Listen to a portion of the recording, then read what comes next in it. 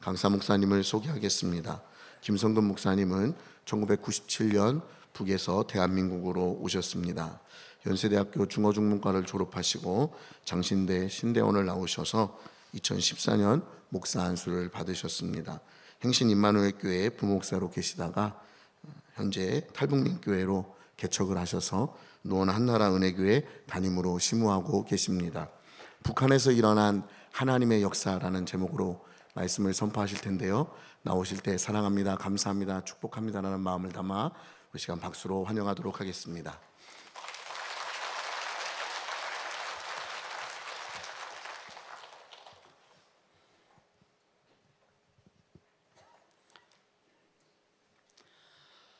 잠시 기도하겠습니다. 하나님, 고맙습니다. 오늘 우리가 북한을 사랑하시는 하나님의 마음을 듣게 하여 주십시오. 그것을 듣고 우리가 하나님의 마음을 알게 하여 주십시오. 예수님 이름으로 기도했습니다. 저는 2002년도에 한국에 왔습니다. 와서 놀랐습니다. 차이가 난다는 건 알고 있었지만 이렇게까지 차이 날 줄은 몰랐어요. 그리고 당연히 이런 생각을 할 수밖에 없었습니다. 이 나라는 하나님의 축복을 받은 나라이고 북한은 하나님께 버림받은 나라구나. 그렇지 않다면 어떻게 이렇게까지 차이가 날 수밖에 없다고 생각을 했습니다. 그러다가 제가 성경을 읽다가 제 생각이 잘못됐다는 걸 알게 됐습니다. 레위기 26장과 신명기 28장에는 하나님의 약속이 기록이 되어 있습니다. 어떤 약속이 기록이 되어 있냐면 이스라엘 백성들하고 이런 약속을 하셨습니다. 하나님이 이스라엘 백성들에게 나라를 만들어주면서 이런 약속을 했죠. 너희가 나를 잘 따르고 내 말을 잘 듣고 다른 신을 섬기지 않고 나에게만 충성한다면 내가 복을 주겠다고 약속을 했습니다. 그 축복의 목록이 기록이 되어 있어요. 그리고 뒤에 가보면 정반대의 말씀이 나옵니다.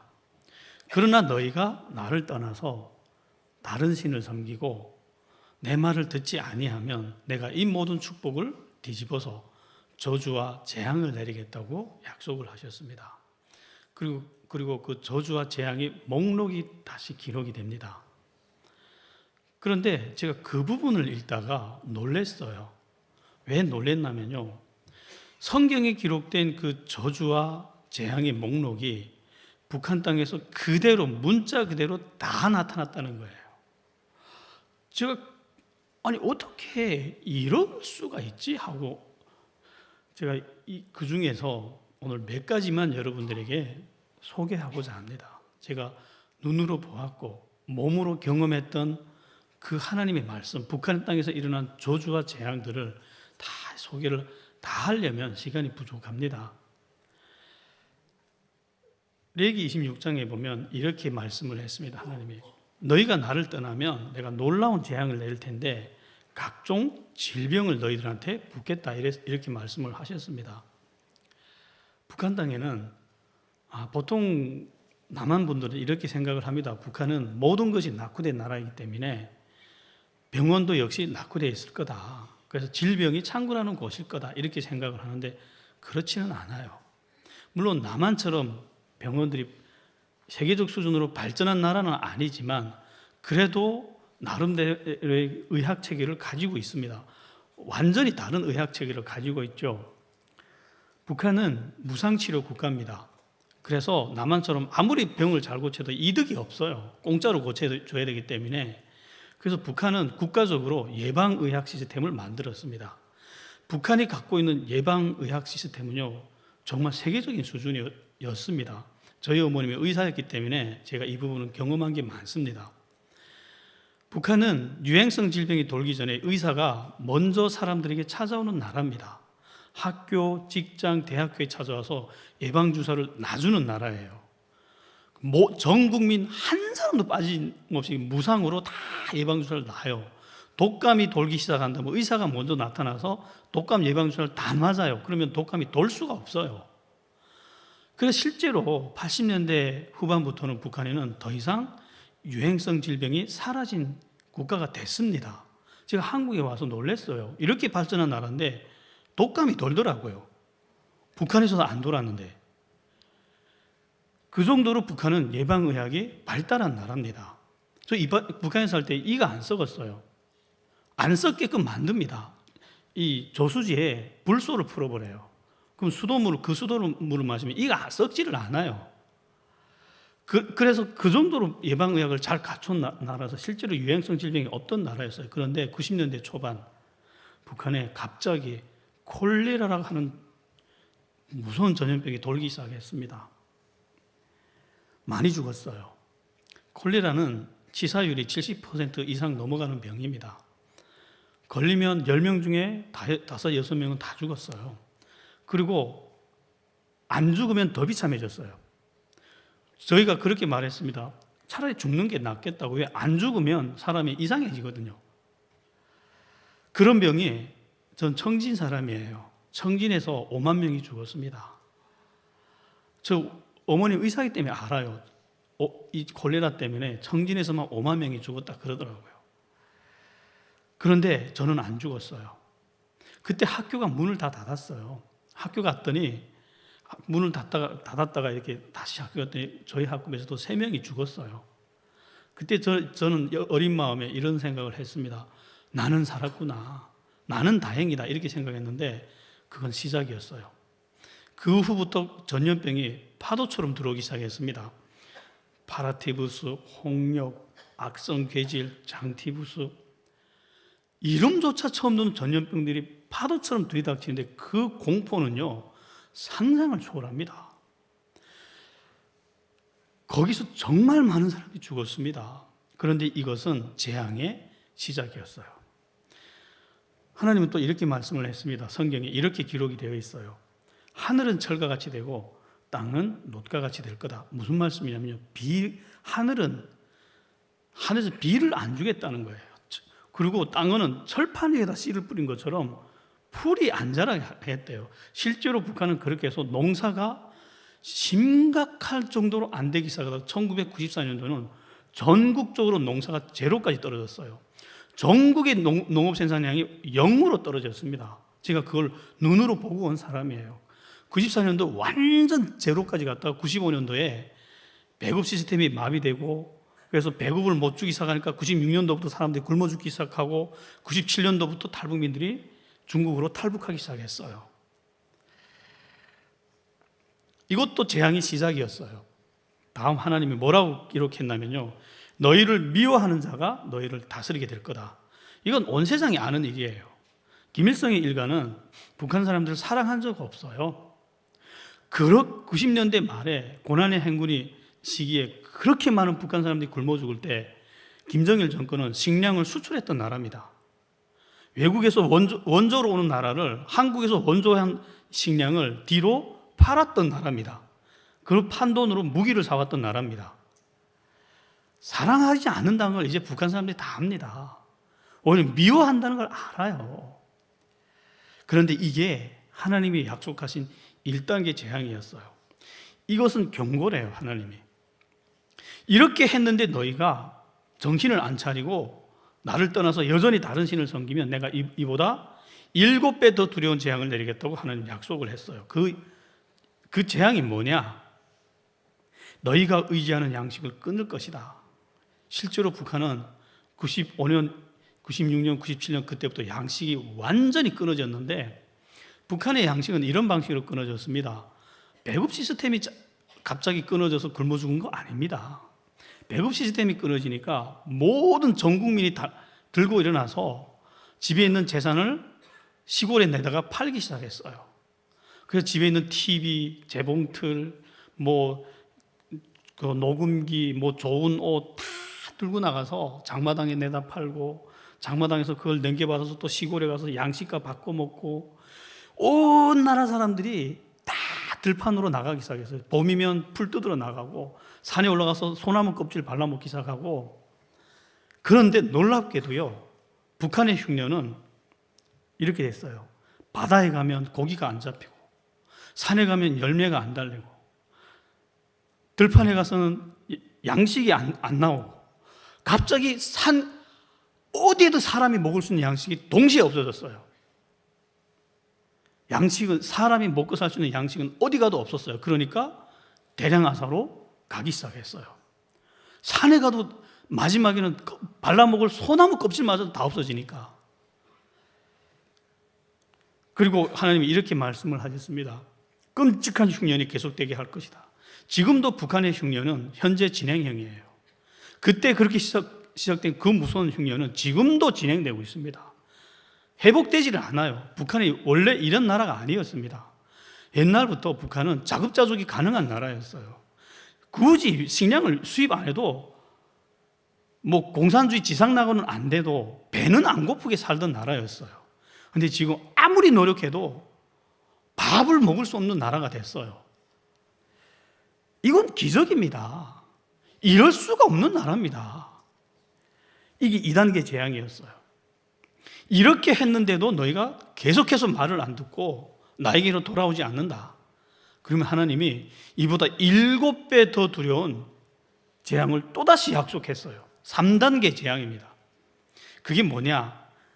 너희의 땅을 황무하게 해버리겠다, 이렇게 약속했습니다. 땅이 황무하다는 것은 여러분들이 경험 못 해봤을 거예요. 저는 어렸을 때 북한을 기억에 있어 압니다. 얼마나 비옥했던 땅인지. 냇가에서 물장구 치며 놀다가 난닝을 뻗어 이렇게 풀면 물고기가 한 줌씩 잡혔어요. 그 집에 가서 끓여 먹으면서 놀았던 기억이 지금도 나요. 땅을 파보면 지렁이, 똘똘이, 지면으로 별의별 벌레들이 다 나왔어요. 그런데 이제는 벌레가 없어요, 땅에. 노인들한테서 들은 말이에요. 땅이 이상하다고. 땅에 벌레가 없다고. 그러면서 땅이 저주를 받으면 제일 먼저 벌레가 사라진대요. 왜냐? 벌레가 있어야 땅이 비옥해지거든요. 저 서울에 와서 놀랬던 게, 비가 온 뒤면 뱀 같은 지렁이들이 기어다니더라고요, 아스팔트 위에. 전 그런 거 보면 놀랍니다. 북한에서는 그런 거 본 적 없거든요. 땅 속에 얼마나 많으면. 제가 북한 땅이 황무하다는 거 중국 가서 배웠어요. 중국에 탈북했더니 중국 농부가 저한테 가르쳤어요. 그 농부는 교회 다니는 사람도 아니에요. 하나님 믿지도 않는 사람인데 저한테 이렇게 가르쳤어요. 너가 나라는 하늘의 무식에 있어가지고 내린 재앙이라고. 왜 그러냐고 봤더니 이렇게 저한테 보여주더라고요, 몇 가지를. 북한과 중국 사이 국경은 강이에요. 두만강과 압록강에서 곧바르지 않아요. 구불구불합니다. 근데 정확히 국경을 따라서 중국 땅에는요, 옥수수가 사람 키를 넘어가요. 시커먼 것들이. 북한 땅에는 노란 옥수수에 사람 무릎에도 안 와요. 정확히 국경을 따라서. 이거 어떻게 사람이 합니까, 이거? 그리고 또 이런 걸 보여주더라고요. 저 강을 봐라 해서 강을 봤더니 강 사이에 섬들이 있어요. 그리고 강이 국경이다 보니까 이 섬은 그 어느 나라 땅인지 애매해집니다. 그래서 70년대에 분쟁을 일어나다가 나눠 가졌어요. 뭐 첫 번째 거 중국 거 하면 크기 작기 상관없이 첫 번째 거 중국 섬 하면 두 번째 거 무조건 북한 섬, 이런 식으로 나눠 가졌는데, 중국 섬에는 풀이 자라요, 잡초가. 북한 섬 하면 자갈밖에 없어요. 저거 어떻게 저게 어떻게 자연의 현상이냐는 거예요, 저거. 제가 그걸 보면서 신기하네. 그때는 저 하나님 몰랐을 때예요. 그걸 보면서 야, 정말 신기하다. 우리 교회 청년들이 그러더라고요. 우리 어렸을 적에 숨바꼭질 놀아야 되는데 풀이 없어서 중국 섬에 가서 놀았다 그러더라고요. 어떤 청년이 이렇게 얘기를 하더라고요. 구름이 오는데 지금 북한 땅이나 바싹 말라가지고 비가 안 와서 풀들이 자라지 못하는데, 구름이 와서 저게 비가 오겠나 하면 정확히 중국 땅에 가서 비가 온대요. 북한 땅에 비를 안 뿌리다가 중국만 넘어가면 비가 온다는 거예요, 구름이. 그래서 그렇게 욕을 했대요, 구름을 향해서. 이런 걸 어떻게 사람이 하냐는 거예요, 이게. 한국 가서 놀랬던 게, 저는 보라매 공원에서 한번 데이트하러 갔다가 깜짝 놀랐어요. 뻥튀기를 먹는데 비둘기들이 새까맣게 제 주변에 앉더라고요. 이거요, 여러분들 맨날 보는 광경이지만요, 북한에서는 기적과 같은 현상이에요. 왜? 북한에서는 새를 고기로 보거든요. 새들이 사람 곁에 얼씬도 안 합니다. 남한의 NGO 단체들이 북한 갔다 와서 저한테 이런 얘기를 하더라고요. 어떻게 돼서 너가 나라는 새가 없냐? 나무를 심어주려고 갔는데 새가 있어야 나무가 씨가 퍼지면서 나무가 자란대요. 새들이 없대. 왜 그렇게 새가 없냐고. 아무리 나무 심어서 뭐하냐고. 새가 없는데 어떻게 나무가 자라냐고. 그래서 제가 그랬어요. 거기는 새가 아니다. 그건 고기다. 여기서는 새들이 사람을 친구로 알더라고요. 이런 거 사람 조작 못합니다. 사람 교육해서 되는 거 아닙니다. 이거 대통령이 어느 날 이렇게 하자 해서 되는 게 아니에요. 이렇게 꽃이 만발하고 나뭇잎이 무성하는 나라, 북한에서는 이런 거 본 적이 없어요. 제가. 우리가 모르는 게 공간 자체가 다르다는 거예요. 축복받은 공간과 저주받은 공간이 어떻게 다른지. 그리고 또 하나님이 이렇게 약속을 했습니다. 내가 너희를 여러 민족 가운데 흩어버리겠다. 지금은 뭐 돈 번다고 열심히 흩어지는데 고대 시기에는 흩어지는 건 재앙이었어요. 고대 시기에는 고향을 떠나서 외국으로 간다는 건 생사를 담보할 수 없는 세상이었어요. 그래서 흩어지지 않으려고 그렇게 노력을 합니다. 흩어지는 건 곧 비극이었어요. 그런데 탈북민들을 보십시오. 가만히 움직이는 거를. 탈북민들을 쫓는 나라는 아무도 없어요. 김정일도요, 가라고 쫓은 적 한 번도 없어요. 그런데 도망을 가기 시작했어요. 하나님의 말씀 그대로예요. 신명기에 보면 이렇게 기록되어 있어요. 너희가 흩어지는데 이렇게 흩어진대요. 쫓는 자가 없는데도 도망간대요. 얼마나 불안했으면 아무도 안 쫓는데도 열심히 도망가게 될 거래요. 김정일은 잡아가서 날리지 쫓지를 않아요. 그런데 고향을 떠나서 도망을 가야만 했었어요. 중국 땅에서 중국 공안에 쫓겨다니다가 한국으로 옵니다. 한국 오면 안전할까요? 탈북민들이? 중국에서 한국 오는 탈북민들이요, 처음에는 지옥에서 천국 옵니다. 근데 3년만 딱 지나면 이 탈북민들이 지옥과 천국 사이에서 갈 데가 없어져요. 여기서도 여전히 살 수가 없는 거예요. 이 치열한 경쟁사에, 이 고도의 기술사에 어떻게 탈북민들이 살아냅니까? 그래서 또 가요. 어디를 가느냐? 저 한국 올 때 12명 같이 왔어요. 지금 전화 돌려보면요, 한 명도 한국에서 안 삽니다. 어떤 사람은 북한으로 돌아가 있고, 어떤 사람은 미국, 영국, 호주, 캐나다 다 흩어졌어요. 왜 가냐? 살 수가 없으니까 여기서. 또 가요, 열심히. 그래, 제가 전화해서 물어봤어요. 거기 가면 살만하냐고. 그러니까 그 친구들이 그러더라고요. 살만하면 한국에서 살으라고. 여기서 우리가 돌아갈 수 없어서 그냥 여기서 산다고. 당연하죠. 거기 가면 언어도 안 통하는데, 인종차별이 있고 언어차별이 있고 아무리 노력해도 거기서도 안 풀린다는 거예요. 그러면서 제가 깨달았어요. 우리는 가난에 쫓겨다니는 사람들이 아니었구나. 또 하나님 이렇게 약속했습니다. 내가 여자와 약혼하였으나 네 눈앞에서 다른 사람이 그와 같이 잘 거다. 이건 지금도 일어나는 일이에요. 북한 땅에서요, 부부가 같이 탈북을 하면요, 누가 마중 나오냐면 중국 깡패들이 마중 나와요. 그걸 붙잡아서는요, 남편이 보는 앞에서 그 여자를 팔아버려요. 남편이 보는 앞에서 돈으로 계산해서 팔아버리는데 남편이 가만히 서 있어야 돼요.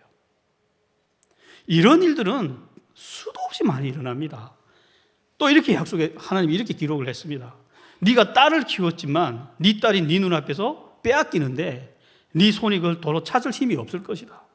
국경에서요, 요즘 해령에서는, 해령, 무산 이런 데서는 이런 말이 돌아요. 이제 해령 땅에는 전봇대하고 남자만 남았다고. 여자들은 다 떠나버린 거예요. 실제로 그래요. 부모들이 자고 깨나면 딸이 없어지는 거예요. 어디 갔나고 막 찾으면 강 건너 중국 사람들 마을에 사는 거예요. 다시 못 찾아옵니다. 중국 사람하고 사는 거예요. 그럼 그 딸하고 약혼했던 남자는 통곡을 하고 울어도 찾아올 길이 없어요. 네가 열심히 일해서 소와 낙이 양, 쌀과 같은 것을 네가 아무리 만들어도 네가 먹지 못할 것이며 네 목전에서 빼앗길 것이나 너를 도와줄 자가 없을 것이다. 북한 땅에서 농민들이 돼지를 열심히 키우면요, 자기 못 먹습니다. 합법적으로 국가가 와서 빼앗아가요. 왜? 그건 군대만 먹을 수 있거든요. 처음부터 돼지는 먹으려고 키우는 거 아니에요. 국가에 바치려고. 그럼 대신 옥수수 한 60-70kg를 줘요. 돼지 100kg짜리를 뺏어가면서 옥수수 한 60kg 보상으로 줘요. 그걸 바라보고 돼지를 키우는 겁니다. 소를 잡아먹으면 사람을 죽이는 나라입니다. 소는 사람이 먹을 수 있는 음식이 아니었어요. 소고기 전 한국 와서 처음 먹어봤어요. 소는 사람이 먹어도 되는구나. 여기 와서 배웠어요. 왜? 자기가 키우는데 합법적으로 빼앗기는데 찾을 힘이 없다는 거예요. 농민들이 열심히 농사를 지어도 굶어 죽어야 되는 나라가 북한입니다. 국가에서 다 뺏어가는 나라.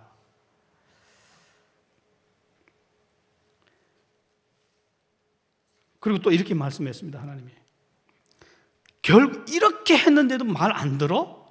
결국 너는 너 자녀의 고기를 먹게 만들겠다. 이건 믿어지지 않겠지만 하나님이 말씀이 맞아요. 이스라엘 백성이 진짜 이런 상황으로 2번 몰려갔어요. 하도 말을 안 듣고 또 안 듣는데 북한도 이런 상황을 만났어요. 결국은 다 그 성경에 기록된 재앙들 중에서 문자 그대로 다 이루어졌는데 딱 하나만 안 이루어졌어요. 내가 결국 너희 나라를 멸망시키겠다. 너희를 포로의 땅으로 다 끌어가서 온 세상 사방으로 흩어버리겠다. 요거는 아직 안 이루어졌습니다. 만약 북한이 돌아오지 않으면 이것도 언젠간 이루어질 거예요. 왜? 100개 중에 99개 다 이루어졌으니까 나머지 하나도 이루어질까요? 안 이루어질까요? 이루어지죠. 저는 놀랐습니다. 왜? 이 땅에서는 좋으신 하나님을 찬양하는데 왜 북한 땅의 하나님은 하나님은 북한 땅을 향해서는 이렇게 하실까? 왜 이러실까? 저는 이론이나 지식이 아닙니다. 저도 저희 집에서 2명의 누님이 굶어 죽었기 때문에 그 아픔을 아는 사람이에요. 그래서 하나님께 고상하게 기도 못했습니다. 왜죠? 왜 남한 땅에서는 좋으신 하나님이신데 북한 땅은 이렇게 두려운 하나님이시냐고. 왜 이래야만 하냐고. 답을 알고 싶었어요. 저는. 어떤 목사님들이 그러시더라고요. 너희 나라는 우상을 섬기지 않았냐. 제가 그 말에 이해가 할 수가 없었어요. 더더욱 이해할 수 없었어요. 만약 우상 숭배한 것 때문에 이렇다면 남한에는 우상이 하나도 없어야 돼요. 왜? 북한 사람들은 딱 하나만 섬겼거든요. 그런 논리를 계산하는 남한 땅에는요, 우상이 한 개도 없어야 돼요. 그래야 이런 축복이 가능해집니다. 정말 그럴까요? 제가 봤을 땐 교회 안에도 많아요. 교회 자체가 우상인 곳도 많아요. 그래서 이해할 수 없어서 더더욱 하나님께 기도하면서 왜 그렇습니까? 그러다가 무서운 사실을 보게 됐어요. 하나님은 오늘 말씀에 이렇게 말씀했습니다. 내 생각과 너희 생각은 다르다. 어떻게 다르냐? 하늘과 땅이 다른 것처럼 다르다. 북한 사람들은요, 김일성을 하나님처럼 믿은 건 사실이에요. 그런데 좀 다른 방식으로 믿었어요. 어떻게 믿었냐면요, 북한 사람들은 바보라서 김일성을 신으로 섬겼을까요? 어떻게 사람으로 태어나서 사람이 하나님을 믿습니까? 근데 그게 왜 가능해졌냐면, 제가 장담을 하는데 남한 사람들도 북한 갔다 오면 그렇게 됩니다. 그렇게 될 수밖에 없는 힘을 갖고 있어요. 그게 무슨 힘이냐? 배급 시스템이에요. 복지예요. 그게 복지를 어떻게 했냐면요, 북한 땅에서는 아이가 태어나서 요람에서부터 무덤까지 모든 것을 국가가 복지로 공급해 줍니다. 그게 배급 시스템이에요. 먹을 거, 입을 거, 학교, 직장, 군대, 죽어서 관까지 국가 배려로 나옵니다. 김일성의 배려라고 나옵니다. 그러면 북한 사람들은 어려서부터 어떻게 세뇌당하냐면, 우리에게 먹을 것과 입을 걸 주는 존재는 누구죠? 김일성이에요.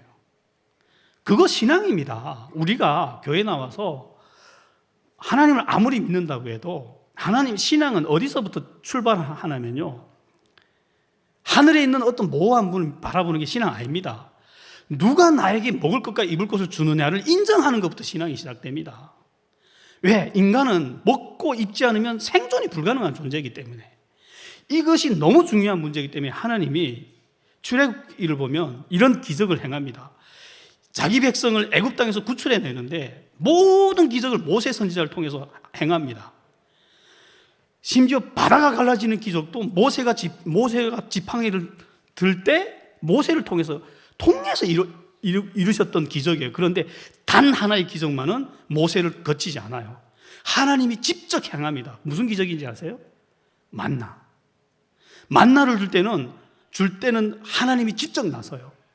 이스라엘 백성들에게 그 광야에서 하나님의 영광을 눈으로 다 보여주고 귀로 육성으로 다 들려줍니다. 내가 너희에게 내일 먹을 걸 주겠다 하고 다음날 만나를 줬어요. 왜 이랬냐? 여호와 하나님이 우리에게 먹을 것과 입을 걸 준다는 걸 알아야 이 사람들이 하나님을 의지하죠. 그리고 40년이 지나간 다음에 너희 신발과 옷이 해졌나 봐라. 세상에 40년 입어도 해지지 않은 신발, 옷 봤습니까? 근데 이스라엘 백성들은 입었던 옷이 40년 지나가도 해지지 않았거든요. 왜? 광야에서 먹을 것과 입을 걸 누가 보장했죠? 하나님이 보장해서 눈으로 목격하게 한 거예요. 그러면서 나를 믿으라 한 거예요. 그게 신앙이기 때문에 북한 사람들은 김일성이 모든 걸 준다고 믿을 수밖에 없었어요. 복지라는 게 이렇게 무서운 힘을 갖고 있습니다. 그러니까 북한 사람들은 김일성을 신으로 안 섬기면 더 이상한 나라예요. 김일성이 신이 안 되면 그게 더 이상한 나라였어요.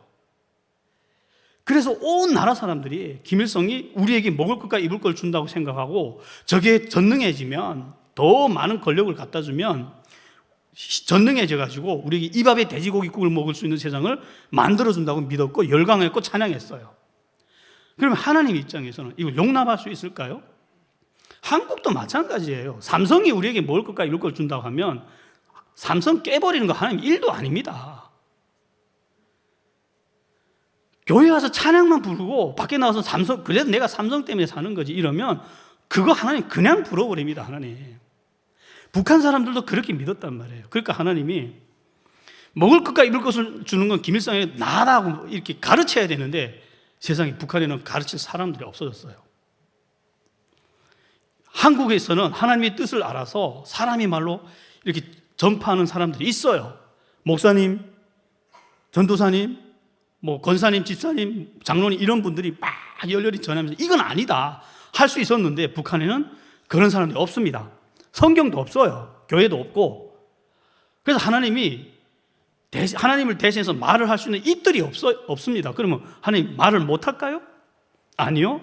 그때는 하나님이 어떻게 말씀을 하시냐면 자연을 통해서 말씀을 합니다. 그런 거 보고 자연 계시라 그래요. 좋아, 너희가 김일성이 너희에게 먹을 것과 입을 걸 준다고 생각하니 내가 다 걷어가겠다. 그리고 걷어가신 거예요. 과연 내가 다 걷어가면 김일성과 김정일이 너에게 이 먹을 것과 입을 걸 주는 거 봐라 하고, 이거 보고 자연 계시라 그래요. 우리가 성경을 통해서 직접 듣는 거, 목사님 통해서 직접 말씀 듣는 거, 이거 보고는 특별 계시라 그래요. 다이렉트로 자기 자녀들한테 자기 뜻을 직접 전하잖아요. 이거 은총이 은혜입니다. 그런데 북한 사람들은 이 소리 없는 음성, 자연 계시, 하나님의 음성을 들었어요. 어떻게 들었냐면요, 김정일이 1997년도에 99년도입니다. 김일성이 묘지를 건설하는데 7억 8천만 달러를 때려 부었어요. 그거 북한 사람들이 3년 동안 먹을 수 있는 돈입니다. 그때 99년도 북한 사람들이 가장 많이 굶어 죽을 때였습니다. 그걸 북한 사람들이 본 거예요. 그리고 온 세상이 다 광고를 했으니까 TV로. 그걸 보면서 북한 사람들이 깨달았죠. 저거는 신이 아니구나. 저거는 인간도 아니구나. 저건 악마구나 하고 다 김일성과 김정일을 하나님처럼 믿고 따르고 충성하던 그 마음을 다 돌이켰어요. 김일성 신앙은, 김일성 종교는 그때 완벽하게 허물어집니다. 이거 기적입니다. 이게 얼마나 놀라운 기적인지 아세요? 여러분들 이런 신앙 혹시 본 적 있어요? 청년들이 10년씩 군대에 끌려가는데 여기처럼 울며 가지 않아요. 2년짜리 군대 가는데 펑펑 울며 가지 않았어요. 찬양을 부르면서 나갔어요. 나가서 김정일이 총알바지 되겠다고 영광스럽게 자랑스럽게 나가서 영양실조 해서 죽어서 돌아와요. 그런데도 찬양 부르며 나갔습니다. 전 누님이 2명 굶어 죽었는데 중국 나와서 김정일 욕 비방을 못했어요. 저뿐 아니라 모든 북한 사람들이 보편적인 마음입니다. 사람이 굶어 죽었는데 불평불만도 안 합니다. 이런 신앙 만난 적 있으세요? 하나님 때문에 여러분들이 직장 잘리면 불평불만 안 할 자신 있으세요? 하나님 때문에 안 나가야 될 군대를 나가면서 찬양 부를 자신 있으세요? 북한 사람들은 그렇게 믿었어요. 이거 흉내 못 내는 신앙입니다. 이 신앙이 허물어진다는 건 이건 불가능한 일이었어요. 근데 하나님이 해냈어요. 이 재앙을 통해서 완벽하게 허물어 버렸습니다. 기적 아닐까요? 기적이에요. 김일성을 추종하는 집단이 이제 남한에 있지 북한에는 없습니다.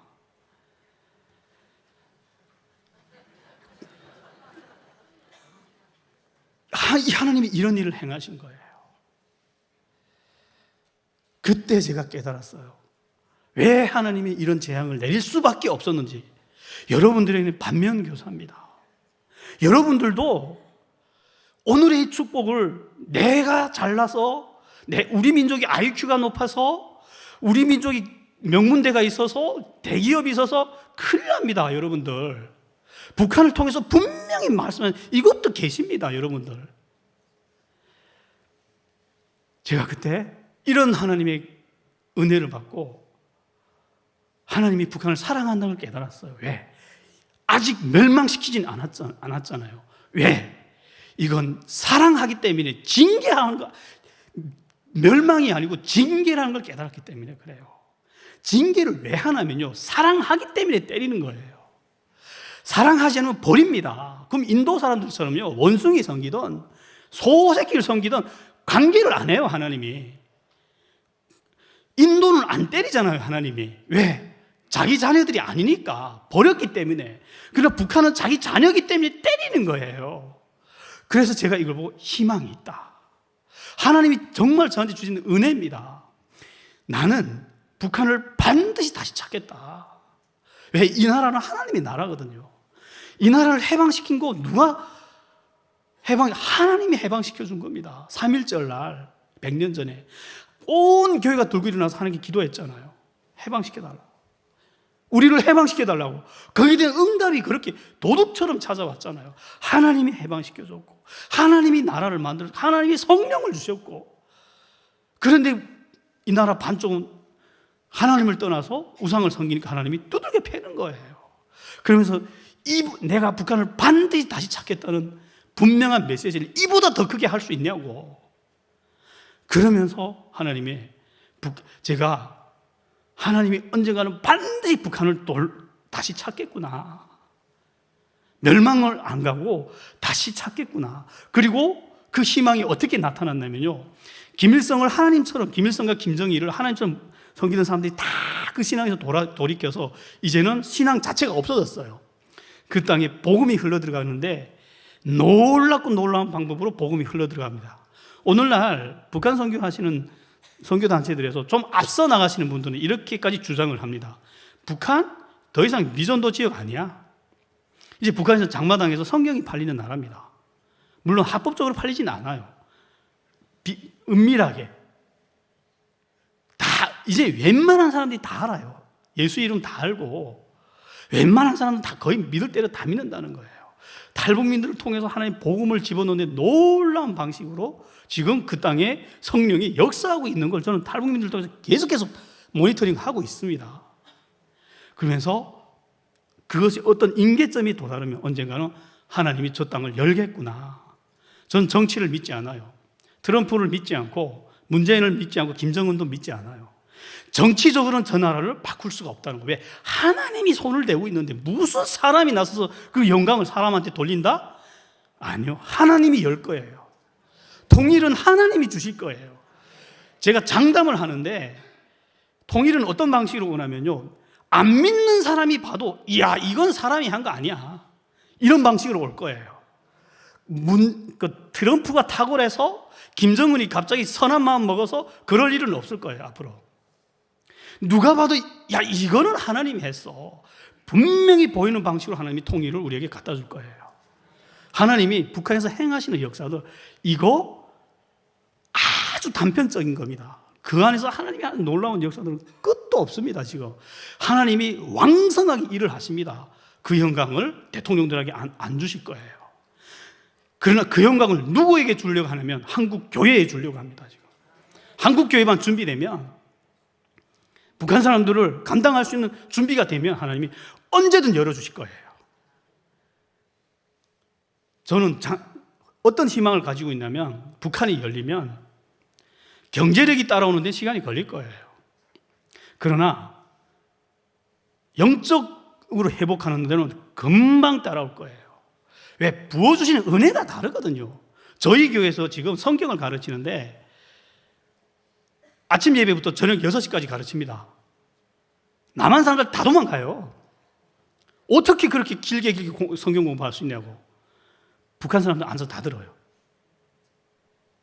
부어주시는 은혜가 다릅니다. 그러다 보니까 은혜 받고 신학교로 가는데 성도가 25명밖에 안 되는 교회에 신학생이 7명이나 나왔어요. 이거는 비정상적인 일이에요. 기적입니다. 이거 부어주신 은혜가 다르다는 걸 제가 압니다. 오늘 이 간증을 통해서, 이 보고를 통해서 제가 여러분들이 하고 싶은 말은 그겁니다. 북한 선교 희망이 있습니다. 하면 됩니다. 왜? 우리가 능력이 있어. 남한교회가 영적 능력으로 탁월해서가 아니라 하나님이 그 땅에서 맹렬하게 자기 역사를 이루고 계시기 때문에 우리는 뒤따라만 가면 되더라고요. 이 새벽 나와서 하나님의 역사를 보시고 꿈을 꾸시기 바랍니다. 그리고 그 하나님과 함께 손을 내면서 일할 때 하나님의 역사를 우리를 통해서 하나님이 이루실 겁니다. 기도하겠습니다. 하나님, 감사합니다. 북한 땅에서 살아서 역사하시는 하나님을 보았습니다. 하나님, 우리도 이 놀라운 하나님의 역사에 동참하게 하여 주십시오. 예수님 이름으로 기도했습니다.